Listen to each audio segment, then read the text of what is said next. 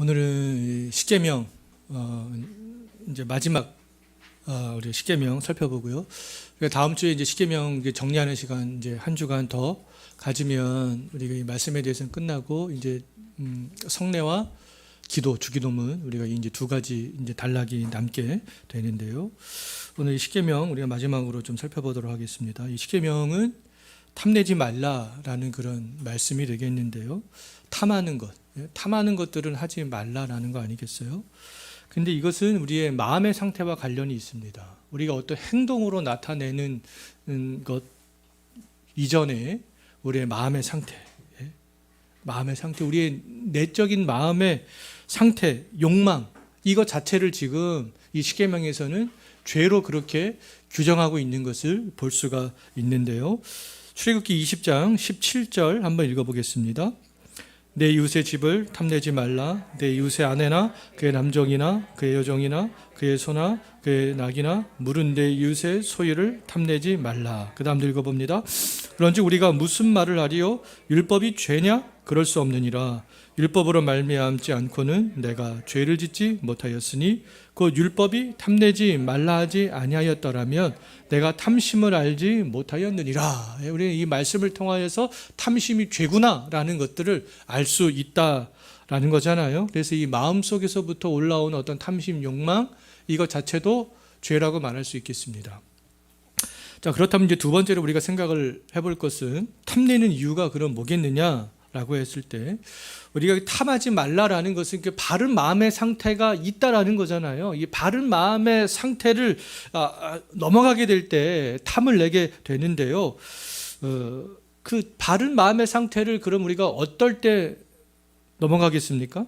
우리가 바른 마음의 상태, 바른 마음의 상태를 넘어갈 때는 만족하지 않은 욕구가 우리 가운데 생길 때, 그리고 어떤 것들이 필요 이상 무엇을 갈망하는 마음이 생길 때, 이럴 때에 우리가 바른 마음의 상태가 깨지게 된다라고 말할 수가 있겠습니다.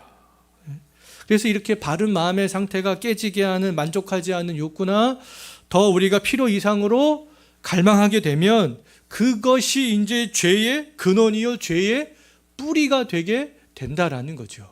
그래서 우리가 가장 중요한 것은 탐심을 내지 않고 가장 중요한 것은 뭐겠습니까? 뭐겠어요? 우리가 만족하는 거. 이따가도 우리가 살펴보겠지만 만족하는 거. 그 다음에 필요 이상 원하지 않는 거. 이 두 가지가 굉장히 중요하다라는 것을 알 수가 있습니다. 여호수아 말씀 한번 읽어볼까요? 내가 노력한 물건 중에 시날산의 아름다운 외투한 벌과 은 200세겔과 그 무게가 50세겔 되는 금덩이 하나를 보고 탐내어 가졌나이다. 보소서 이제 그 물건들을 내 장막 가운데 땅속에 감추었는데 은은 그 밭에 있나이다 하더라. 아가는 이게 없어도 살 수 있었는데 이것을 탐내는 바람에 그냥 죽임을 당하게 되는 거 아니겠습니까? 자, 신명기 그 다음에 7장 25절도 한번 읽어봅니다. 너는 그들의 조각한 신상들을 불사르고 그것을 입힌 금을 탐내지 말며 취하지 말라. 내가 그것으로 말미암아 올무에 걸릴까 하노니 이는 내 하나님 여호와께서 가증히 여기시는 것입니다. 그러니까 이 우상을 만들었던 금을 불살아서 없애는데 다른 한편으로 어떤 마음이 들 수 있다는 겁니까? 그 금들이 녹아서 없어지는 것들을 보면서 그것마저도 탐할 수 있다라는 거예요. 근데 우리가 그것조차도 탐을 내서는 안 된다는 거 아니겠습니까? 야고보서 말씀도 읽어봅니다. 오직 각 사람이 시험을 받는 것은 자기 욕심에 끌려 미혹됨이니 욕심이 잉태한 즉 죄를 낳고 죄가 장성한 즉 사망을 낳느니라. 자, 십계명은 무엇입니까? 답 한번 읽어볼까요? 십계명은 내 이웃의 집을 탐내지 말라. 내 이웃의 아내나 그의 남종이나 그의 여종이나 그의 소나 그의 낙이나 물은 내 이웃의 소유를 탐내지 말라입니다. 그러면 우리가 이제 세 번째로 생각을 해볼 거는 어떤 사람이 쉽게 이 탐심에 빠지는가라고 했을 때 우리가 이런 것들을 좀 생각하면서 주의를 해야 될 필요가 있지 않겠습니까? 아까도 우리가 탐내는 이유에 대해서 살펴봤지만 만족하지 못하는 사람, 필요 이상으로 갈망하는 사람, 이런 사람들이 이제 탐심에 그래도 쉽게 빠지게 되는데요. 그래도 좀 우리가 세 가지 좀 유형을 좀 생각을 해보겠는데, 첫 번째로는 그 생각이 세상의 것으로 가득 차 있는 사람이 탐심에 빠지기 쉽다라는 거죠. 만족하지 못하는 경우가 굉장히 많이 발생할 수 있다라는 겁니다.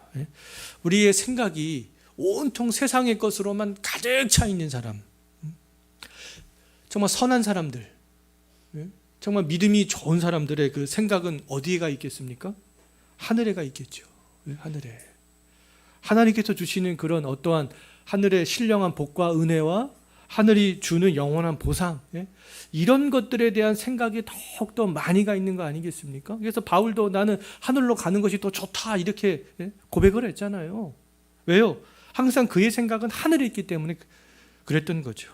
하지만 이 탐욕 가운데 있는 사람들의 생각은 그 온통 어디에 있겠습니까? 이 세상에만 머물러 있겠죠. 하늘에 있는 것들은 생각지도 않는다라는 겁니다.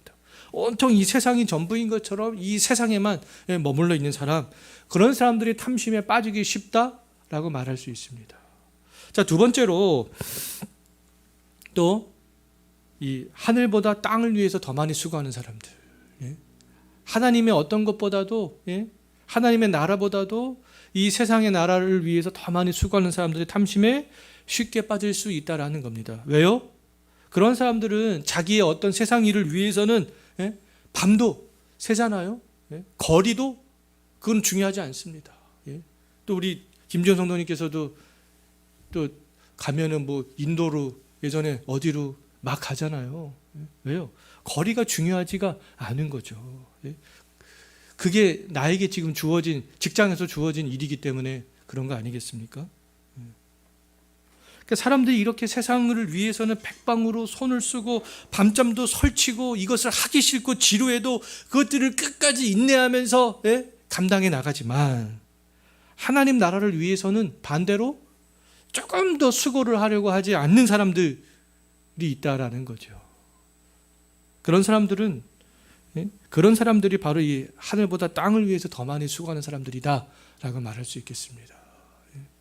그런데 우리들은 이 하늘에 있는 것들을 위해서 더 수고를 할 수 있는, 나의 영혼을 위해서 더 많이 수고를 할 수 있는, 나의 믿음 성장을 위해서도 수고할 수 있는 그런 사람이 되어져야 된다라는 거죠. 그렇게 될 때 탐심에 보다 더 쉽게 빠지지 않는 사람이 될 수 있다라는 겁니다. 자, 이제 세 번째로, 세상의 것에 더 많이 얻기 위해서 하늘의 것들을 하찮게 생각하는 거죠. 세상에 있는 것들은 중요하게 생각하고 세상에 있는 것들은 더 많이 얻으려고 하지만 하늘에 있는 것들은 별로 내가 생각할 때 중요하지 않기 때문에 그것과는 뭐 별로 헤어져도 그만, 나는 이 세상에 있는 것과 더 많이 만나면 좋아, 그렇게 생각을 하게 된다라는 거예요. 우리가 대표적으로 마태복음 19장에 보면 부자 청년 이야기 나오잖아요. 그 부자 청년은 자기의 재물과 헤어지기보다는 예수님과 헤어지는 것들을 더 우선시했잖아요. 때문에 그 부자 청년은 예수님을 떠나갈 수밖에 없었어요. 무엇 때문에요? 세상에 있는 것을 얻기 위해서. 그러니까 이런 유형의 사람들이 탐심에 쉽게 빠질 수 있다라는 겁니다. 그럼 우리의 생각이 무엇으로 더욱더 가득해야 되겠는가? 내가 무엇을 위해서 더 많이 수고해야 되겠는가? 내가 무엇과 헤어지려고 더 해야 되겠는가? 우리가 이런 것들을 잘 생각을 해볼 때에 탐심에 쉽게 빠지지 않을 수 있다라고 말할 수 있습니다. 자, 누가복음 12장 15절 한번 읽어볼까요? 그들에게 이르시되 삼가 모든 탐심을 물리치라, 사람의 생명이 그 소유에 넉넉한 데 있지 아니하리라 하시고, 탐심을 물리치라 말씀하고 있잖아요. 자, 그럼 그렇다면 탐심을 물리칠 수 있는 그런 방법이 무엇이겠는가? 라고 했을 때 탐심을 물리칠 수 있는 가장 좋은 방법은 뭐냐 하면 하나님께서 주신 것에 만족하는 겁니다. 아까에도 우리가 탐심에 빠지는 이유가 만족하지 못하기 때문에 우리가 탐심에 빠지게 된다라고 말씀을 드렸잖아요. 이 탐심을 물리칠 수 있는 가장 좋은 방법은 하나님께서 주신 것에 만족하는 거예요. 감사하는 거죠. 하나님께서 부를 주실 때나 또 아니면 주시지 않을 때나 지금 내가 처해 있는 형편에 만족하는 겁니다. 하나님께서 내가 지금 부자로 살아가면 그 부자로서 만족하고 조금 더 내가 좀 힘든 삶을 살아가면 그 가운데서도 좀 만족하려고 하는 그런 모습들이 우리에게 필요하다라는 것이죠. 왜냐하면 사람의 탐심은 끝도 없기 때문에 그렇습니다. 100만 원 가진 사람들은 1000만 원 벌고 싶고 1000만 원 가진 사람들은 1억 원 벌고 싶고 1억 원 가진 사람은 10억, 100억, 1000억 벌고 싶은 끝도 없는 게 사람의 마음이라는 거죠. 저를 봐도 그런 것 같아요. 저를 봐도. 이 사람이 이 탐심에 한번 딱 꽂히기 시작하면은 한두 끝도 없습니다. 그래서 우리가 이 끝도 없는 탐심을 위해서 예수님을 떠나는 것은 가장 어리석은 일이라는 거예요. 그래서 탐심은 어떤 가난이나 부의 문제가 아니라 무엇의 문제라고요? 만족의 문제라는 거죠. 탐심은 만족하지 못하는 것에서 비롯되기 그렇습니다. 그래서 우리 탐심은 만족의 문제구나, 만족. 자, 뒷장으로 넘기겠습니다. 빌립보서 우리 다 같이 한번 읽어보겠습니다. 내가 궁핍함으로 말하는 것이 아니라 어떤 형편에든지 나는 자족하기를 배웠노니 나는 비천에 처할 줄도 알고 풍부에 처할 줄도 알아. 모든 일 곧 배부름과 배고픔과 풍부와 궁핍에도 처할 줄 아는 일체의 비결을 배웠노라. 디모데전서도 읽어봅니다. 그러나 자족하는 마음이 있으면 경건은 큰 이익이 되느니라.